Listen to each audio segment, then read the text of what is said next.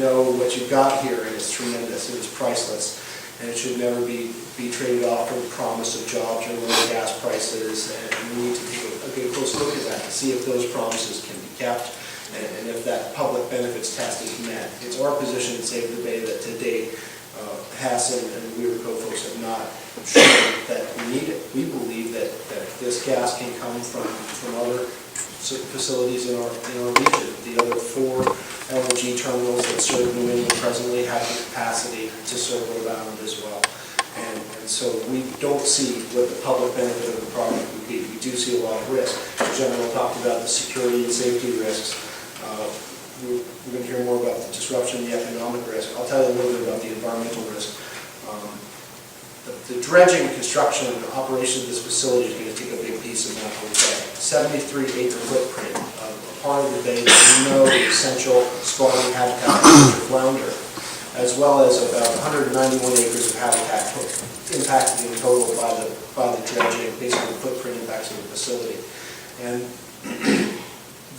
what happens there is a flounder, winter flounder, which is a native species in Narragansett Bay that's been in decline, like sort of shallow, sandy areas to spawn, especially the upper part of Narragansett Bay and Mount Hope Bay. And these depend on places like that. We know a lot about Mount Hope Bay, and General knows this too from our work on the Graden Point Power Plant, which went on for 50 years to look at that plant's impacts on Mount Hope Bay and the Tonkin River ecology.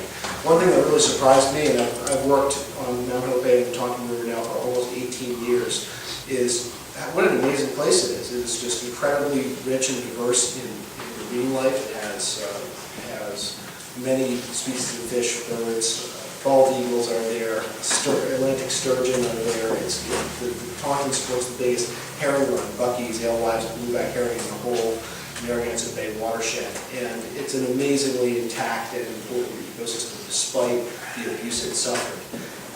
This project by dredging up and then putting permanent structure in that 73 acres, and then the operation of bringing in and out these vessels all the time is going to have a permanent and we think irreversible impact on Mount Hope Bay's ecology. And it's not just flounder, it's tautog, blackfish, and all the range of other species that depend on Mount Hope Bay that are at risk. And it can't be mitigated. You can't just hatch flounder in a hatchery. You can't just plant salt marsh or eelgrass here or there and expect to have a balanced, healthy population back. That's a great point. They just invested $620 million to put up those cooling towers that you now see going up from 195, which I think is great. I mean, they may be ugly, but they're making a commitment to provide affordable energy and electricity to the region, and they're doing it in a way that keeps the jobs and keeps the electricity flowing, but that protects and respects the resource that is Mount Hope Bay and Narragansett Bay. So to us, we've now made at least 30 years, maybe 40 years of progress in protecting it, cleaning it up, and bringing it back. So to put that at risk with a project like this, to us, makes no sense. And it's a non-starter from an environmental permitting standpoint. We don't believe that the permits could be issued for the dredging and filling. We're going to darn sure make that case. We talked a little bit about disruption. Mike's going to talk more about that. But just in the course of doing our homework on this, we learned a lot of interesting figures. And I just learned through the Planning Commission that the Pell Bridge gets 28,000 vehicles per day on average. So again, it's not just about the impact of the Zuccotti River Bridge, by the way, is expected to get 40,000 vehicles per day. So it's not just the impact that this would have on the environment. The environment includes people and the effect that it would have on our ability to use and access and enjoy Narragansett Bay for all the reasons that we do. And a lot of the promises to minimize disruption, for example, night transits, which you've heard, other promises about the economic benefits and projections are really, the company can't keep those because they involve factors that the company does not control. The Coast Guard makes a decision on what the security zone would be.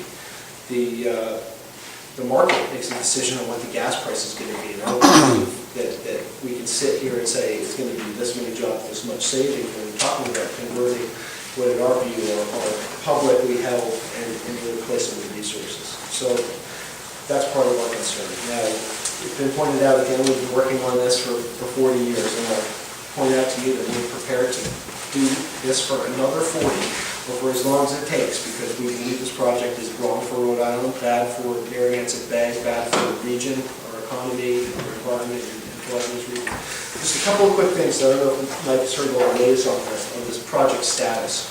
We all await better information in the form of a major federal study, the draft environmental impact statement that we have been expecting now, that we expected back in December. And by the way, it was in December that they ramped up our public relations campaign around this project, expecting that federal study to be released.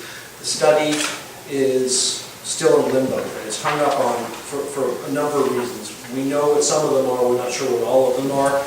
One of the reasons that it's hung up is around a decision at the Federal Department of Transportation about pipeline safety. Essentially, that the cryogenic pipeline, the plan is to put this terminal, the offloading platform, just north of Spall Island, just north of the Rhode Island, Massachusetts line, and to run a cryogenic or frozen LNG pipeline to the facility in Fall River. And so the federal DOT recently just determined that the model that the company used, the analytical computer model they used to predict where the gas would go, it's called vapor dispersion, in the event of a failure, couldn't be used, was not applicable, and so they ordered the company to basically take a different approach or to come back with a different approach. The company's characterized that as a minor technical hang-up. It's a major technical hang-up because they need that assent to move forward. We're not exactly sure how we're going to address it. However, I don't think we've seen the full impact of their commitment, their passion, their deep pockets on this, and so we need to be vigilant. We need to be guarded. Some of it. In the event that a favorable federal study comes out, over the course of the next year, we're going to be in the fight of our lives, and we're going to really need to marshal our resources and ramp it up again. We understand there are some 50-something, maybe 53 permits, federal, state, and local, that are in play under that umbrella of the environmental impact statement.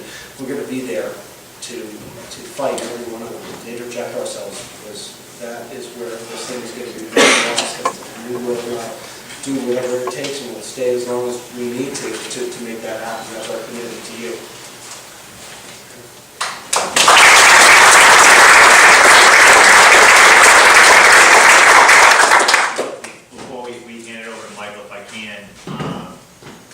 Just statistically, a couple things that I had left out, but I think segues in with John and I, and then as a handoff to Michael, is the facility, the docking facility is in the middle of the bay, 700 yards over into the Massachusetts waterway. 2/3 of the Mount Hope Bay are Rhode Island waters.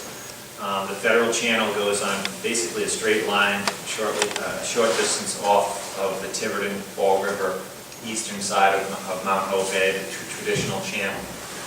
There's the dredging, which is the bulk of the environmental injury that would be done to that bay, is 2 million cubic yards that would be pulled out. And it's essentially 700 yards from you across the line, basically turn left and just dig a hole so that they can build this 1,200-foot docking facility, and then next to it, of course, this enormous ship, approximately 1,000 feet long, 13 to 15 stories high, would sit out there.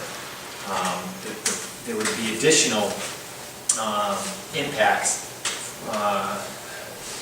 less extensive, admittedly, but nonetheless, to place this pipe that's referred to, while the technology of the pipe is still obviously being argued strenuously, not only with federal jurisdiction, but also with the Massachusetts Energy Siting Board. And obviously Massachusetts has been a great friend. That's why I noted a friend from Fall River that's in here. It's been very much occupied with us. And again, I know we're sitting in Jamestown, but we all know the beauty and size of our wonderful state and how the waters are all connected. And if flounder are dying in the northern reaches of our waterways, it's impacting all of our waterways and the quality and the fish. So those environmental hazards are something that would impact all of Rhode Island.